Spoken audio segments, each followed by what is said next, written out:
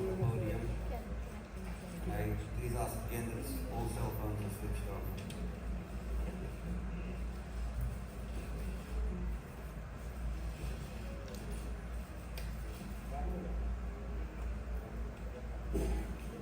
I would like to ask the Ambassador of Israel in India, Ambassador Dani Kalmon, and the Ambassador of India in Israel, Ambassador Pavan Kapoor, take their places behind the two Prime Ministers.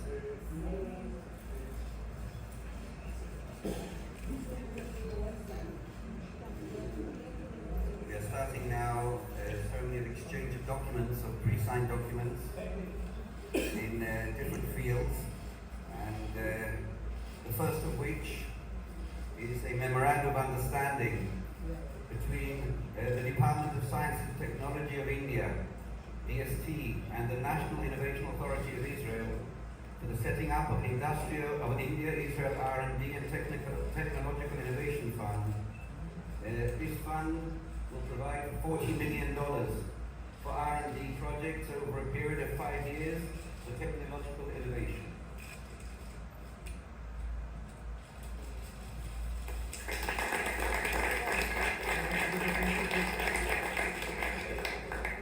The next three documents relate to the issue of space.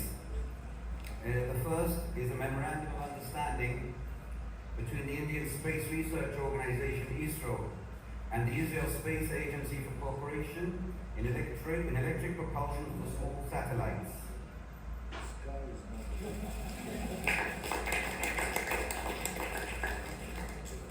The second is a memorandum of understanding between ISRO and the Israel Space Agency for Cooperation in GEO-LEO links.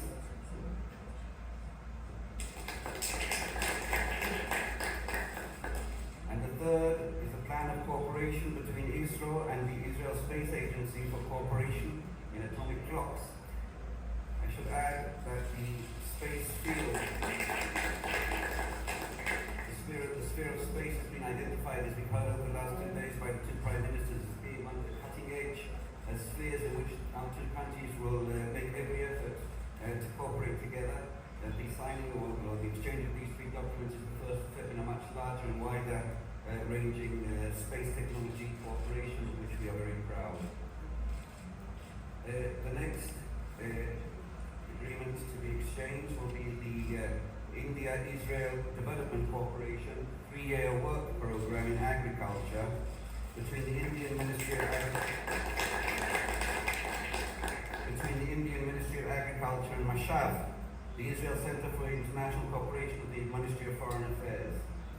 This, of course, is an enhancement of our success story in setting up centers of excellence throughout India, and we will encompass many more Indian states and newer cutting-edge technologies throughout them. We're very happy with this cooperation, of course.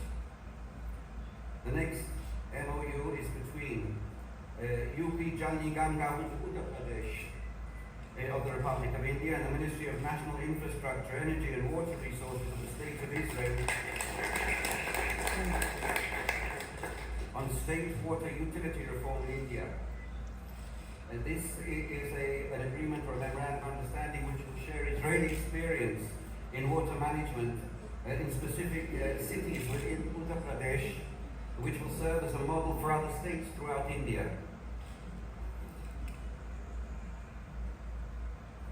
I would now ask, if possible, that the two ambassadors leave the stage, and in their place, I would like to invite the two Director Generals of the Ministry of Foreign Affairs of India and the Ministry of Foreign Affairs of Israel, the Foreign Secretary Subramanian Jaishankar, and the Director General of the Ministry of Foreign Affairs Ivan Botel, for the next two documents. The first is a memorandum of understanding between the Ministry of Drinking Water and Sanitation of India and the Ministry of National Infrastructure, Energy and Water Resources of Israel on a national campaign on water conservation in India. This is a public awareness. Public awareness document or agreement which will share Israeli experience in water conservation as a permanent campaign throughout India, of which we've spoken so much about, the two Prime Ministers have spoken so much about over the document, but in many respects the most overarching and comprehensive one of all, is the memorandum the joint statement, Israel-India joint statement that focuses on the entire discussions of the two prime ministers over the days and the entire spectrum governing Israeli-Indian relations. Governing Indian-Israeli relationship. I should add that this document will be distributed to the media immediately after this, and it's overarching and comprehensive in how it lays for all of us a roadmap of where we will be moving and where we should be moving in this wonderful relationship we have between Israel and India. What I would like now to ask, please if you could leave the stage, the Director Generals and Ambassadors, and to ask the two Honourable Prime Ministers if they could, we will now move to the press statements given by them on the podium. Thank you very much indeed.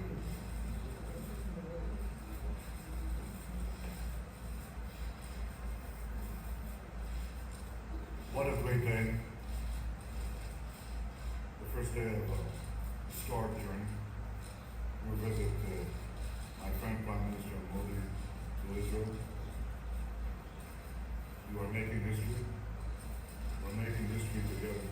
This is a deeply moving moment for me, both in personal but also in national and international terms. Personally, well, I can tell you,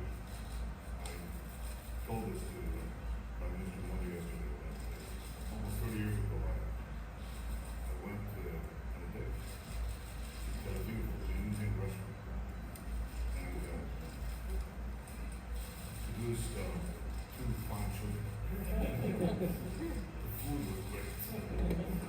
So yesterday I asked Rina Pushkarna, who was the owner of that restaurant, to prepare this dinner for this date, and it was equally good.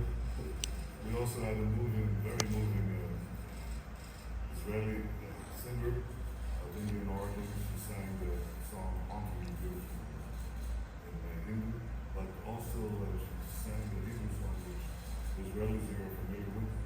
It's called "Ani V'ata Nishaneh et Ha'olam." You and I will change the world. I have a feeling that today India and Israel are changing our world and maybe changing parts of those worlds, because this is a cooperation. It's a marriage really made in heaven, but we're implementing it here on earth. We discussed in our meetings yesterday and today, just now, with several of our ministers and your delegation, we spoke about so many fields where we think we can make big difference in water and agriculture and in everything, in so many fields, in the fields of that affect the lives of our people, their well-being, their employment possibilities, the longevity of their lives, how they live. So we have decided, because Prime Minister Modi and I are, I think, not only what his vision is, but we like to have our feet. We try to look to the distance but have our feet firmly planted on the ground. We have empowered our staff to bring this concrete plans in these diverse areas by the 1st of January. So this is very practical. We're going to seek to bring to fruition these various areas which can truly revolutionize our relationship, but also the lives of many millions of people. Both in India, it's many hundreds of millions, but we're talking about beyond that. We're talking about also cooperation with third countries and actually working together to better the future of the people of Africa. India is present there, Israel is present coming into Africa, and we think that by joining forces in various areas that I just discussed and others, we can help the people of Africa as well. So this is very, very exciting, and it tells you how we're seizing the future. We also recognize that we are being challenged. We're being challenged by the forces of terror. The forces of terror that seek to undermine our world, our countries, the peace and stability of our common civilization. And we need to cooperate in this area as well. I have to say that from this meeting, we should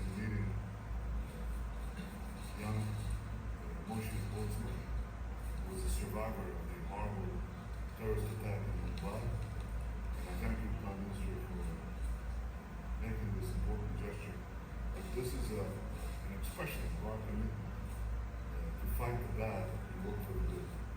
And I think this is what marks his visit. It's a partnership to seek the good, to defend the good, to achieve the good. And this is a good day. Welcome, my friend.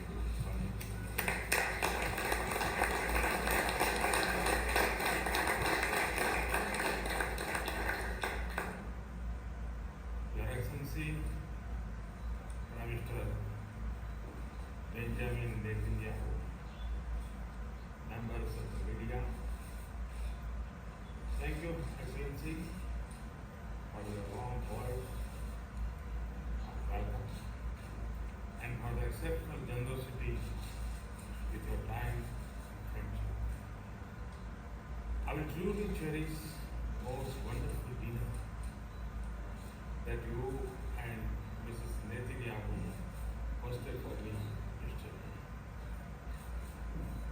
Our conversation last night, meeting Mrs. Netanyahu, learning about your family, especially what you told me about your father, was taken by feelings so beautiful. You were both amazing.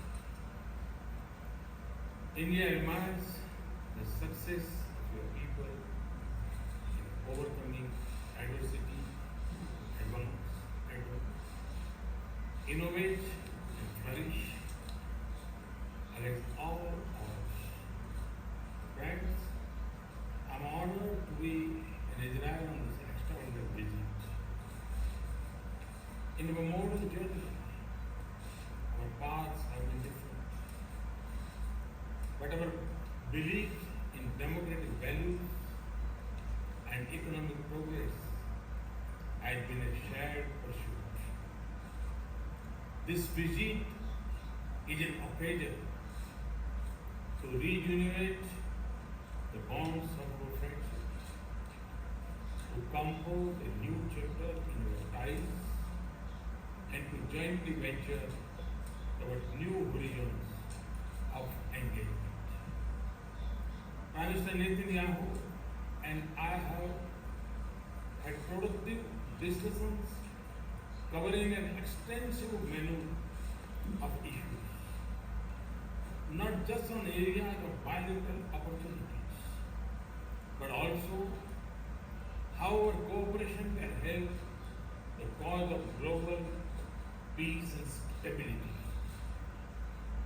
Our goal is to build a relationship that reflects our shared priorities and draws on enduring bonds between our peoples. Friends, Israel is among the leading nations in the field of innovation, water, and agricultural technology. These are also among my priority areas in India's development.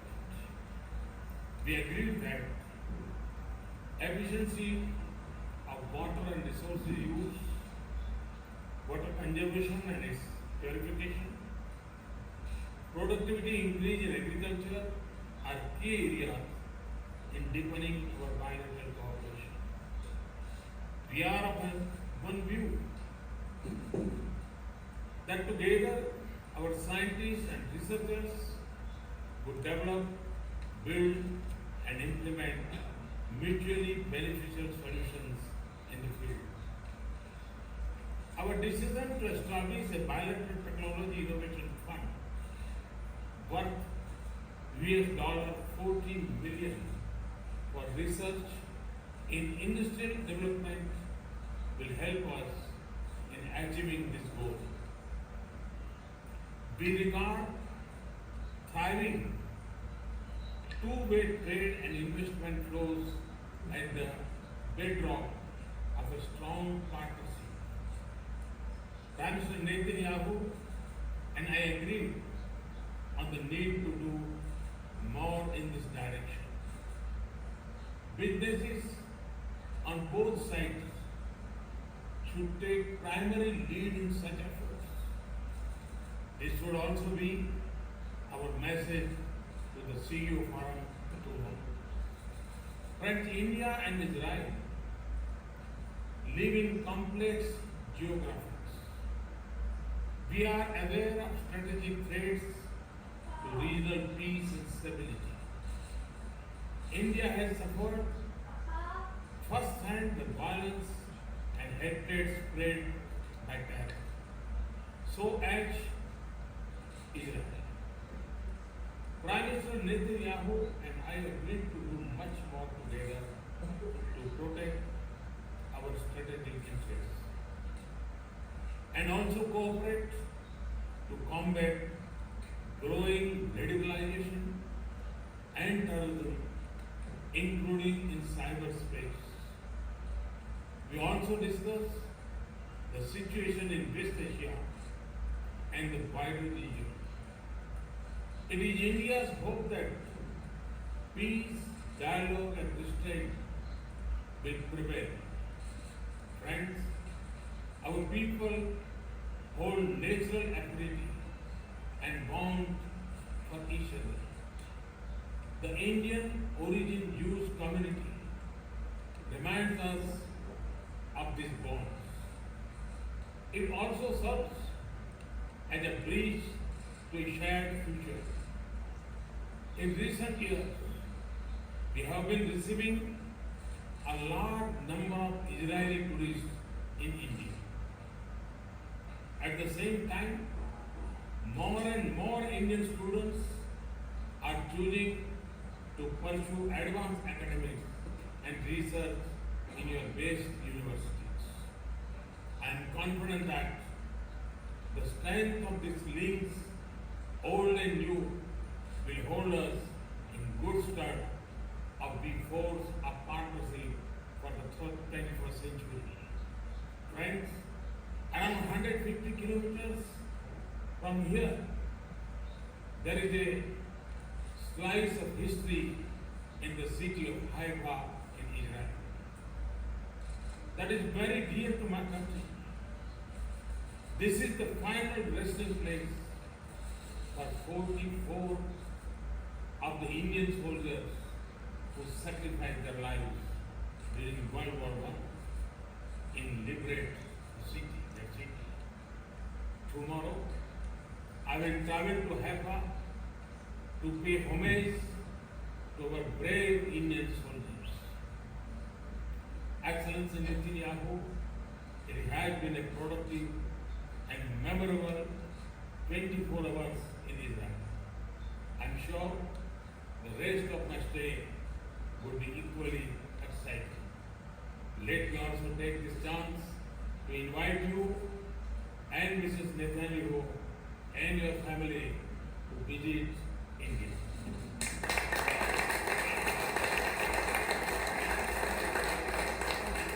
I again thank you for your warm welcome and hospitality.